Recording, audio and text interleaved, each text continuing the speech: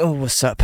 So, before I get into the topic of today, I want to do some housekeeping regarding my last Tomb Raider video. So, apparently, I didn't know this despite playing the games since the first one. There was a series of comics that released in between games that explain bits of the story in between games, and apparently, Sam's story is apparently wrapped up in these comics, and I had no idea. Now, I tried to find these online, but I couldn't find a place for them anywhere where I didn't have to pay for them. But luckily, you nice people in the comments were nice enough to tell me what happens. And to that, I have to say, okay. I mean, that's cool. What a shit way to end a story, if you ask me. And apparently, also in these comics, it's where like Lara is first introduced to Trinity canonically, which is fucking stupid. I always hate it when my media has homework in it. It's one of the reasons I've never read a single Ruby book, and the World of Remnant series pisses me off. But I digress. That is a story for another day. Today, I have something else to talk about. That is regarding main bad guy of this trilogy, Trinity. At least two of them, anyways. So Trinity was introduced in Rise of the Tomb Raider as the main bad guys of that game. And their whole thing is that they were known as the Knights of the Order of Trinity, dating back minimum to what I could find, 977 AD. So they've been at war with the Prophet for at least a couple thousand years. And that was their whole thing, is that they were a Christian sect and they saw the Prophet as a heretic, and they were trying to stop him and presumably destroy the divine source with him. Fast forward to the modern day, and Trinity is back, led by Constantine, but instead of trying to destroy the divine source, at least that's what I think they were trying to do then, they now want to take it for themselves. And that is essentially the motivation of Trinity in Rise of the Tomb Raider. Them being here makes sense. Lara is searching for the Prophet and the divine source, and so obviously the Prophet's age-old enemy Trinity comes knocking at the door looking for the exact same thing. So their inclusion here in this game makes perfect sense. Their motivations have been the same for thousands of years, to hunt down the Prophet and the divine source. And so, spoilers for Rise of the Tomb Raider, a game that came out in 2015, the game ends with the divine source being destroyed and the Prophet dying as well. So, you would naturally assume that Trinity's mission is over. They really have nothing left to do now, but you would be wrong. You see, a few years later, Shadow of the Tomb Raider came out, the final in the Survivor trilogy of Tomb Raider. And Trinity makes a reappearance this time, not led by Constantine, but led by a man named Dominguez, who is actually secretly the leader of Trinity. And they're not hunting for anything related to Christianity, as you would assume, being a Christian sect and all. No. They're searching for the silver box of East Shell from Mayan or Mexican mythology, a box that can remake the world, basically. I don't know anything about it or if it's even real. That doesn't make a whole lot of sense, because isn't Trinity supposed to be Christian-based? I'm assuming this would just be heresy and blasphemy to them, would it not? And, well, you can make the argument, well, Dominguez is the leader of Trinity, so he's the one calling the shots. But I don't know. I've seen a lot of things about Christian fanatics, and I feel like they wouldn't let that slide even if he was the leader. I mean, listen to this and tell me that they would let somebody like Dominguez take the reins and go in a completely opposite direction from Christianity. Constantine tells us that with the source we'll live forever, that we'll finally look upon the face of God. But I already have. This is where I'm supposed to be. Took me so long to find it, but this is it. I'm home.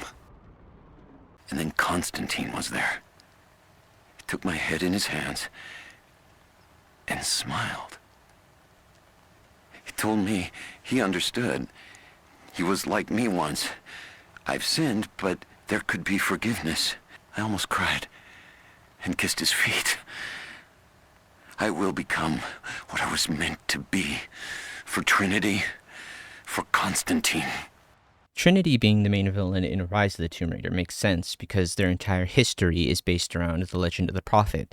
But now, after Rise, they just kind of continue as like the sort of evil shadow organization that just wants to rule the world.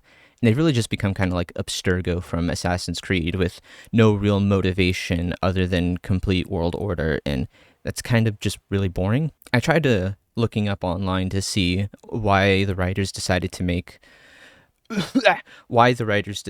Trinity the main bad guys. And while I couldn't find that, I found something else that kind of grinded my gears. So, this person's name that I'm not going to try and pronounce, the director of the Tomb Raider game, says Trinity in Rise was more of a rogue cell. It was not Trinity. Trinity was much more complex than that. Trinity is multiple cells, multiple things affecting the world.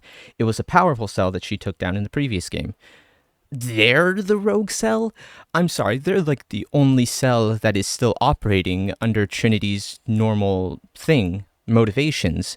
But they're the rogue ones? They seem to be the only ones that are still doing their jobs that they were meant to be doing for the past few thousand years. If you ask me, it seems like Dominguez is the rogue one because he went from Christianity to all about Kukul Khan and all that, and I feel like he should have been the one that's labeled a heretic and should be the one who's kicked out. And that's my main problem mostly, is that in Rise, Trinity had a clear goal that they had set up from the very beginning and in-universe have been following for literally thousands of years, and now they're just kind of going after whatever, really, anything that gets them power. Except this time it's not even power, it's just that Dominguez wants to use the box to keep Paititi hidden. So it doesn't even benefit Trinity, though I doubt they know that at the time, and it's probably just kept to himself. I get wanting to have a central villain that's present throughout all the games, and that's fine, you can do that.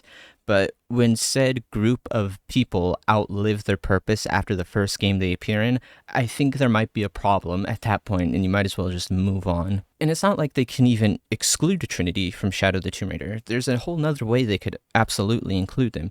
You see, take Dominguez and keep him as the leader of the cult of Kukul Khan with no ties to Trinity, and then take Commander Rourke. Do you remember Commander Rourke? I bet you don't. And make him the leader of Trinity, and they're here because, like, maybe the cult and Paititi and all that are, like, not made in God's image or something, and that's why they're here, is like burn it all to the ground instead of taking power.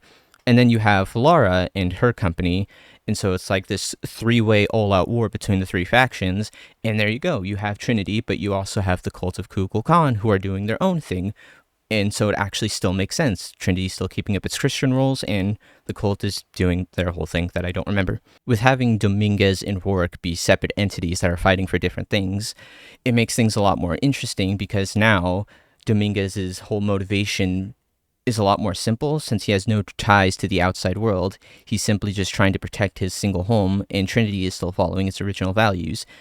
And maybe this time in this series version of events, you could give Rourke a proper boss fight and not kill him in a cutscene, as well as the entire High Council of Trinity. But I think that was less that they didn't want to do that and more of just we ran out of budget funny moments.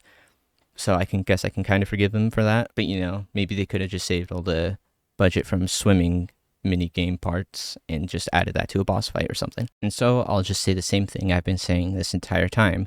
Their existence in Rise is good and makes sense, but outside of that one game, they really don't have a purpose. And I don't even really understand Crystal Dynamics' whole fascination with Trinity and why they want to include them in everything. I mean, they were even in the Tomb Raider movie that I didn't watch. I have no idea what they were doing in that, but they must have been doing something. I mean, I get it. Shadow organization from thousands of years ago that survived into the modern day sounds pretty cool, but when you don't give them a clear motivation or direction anymore, and they're just now evil shadow organization that want to control the world, it gets kind of boring.